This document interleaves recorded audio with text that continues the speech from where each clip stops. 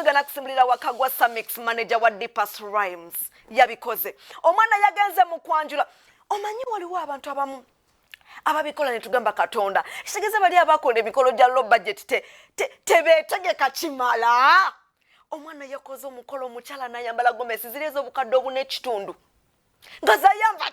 manager kagwa bestman yabadde John Mary batutte ebintu bingi nnyo omukyala Irene tubayozayoza era ne tubagaliza birungi byerere maaso obwenzija nange mwenyini ngenda kwekolako lugambo kanzije temuvaawo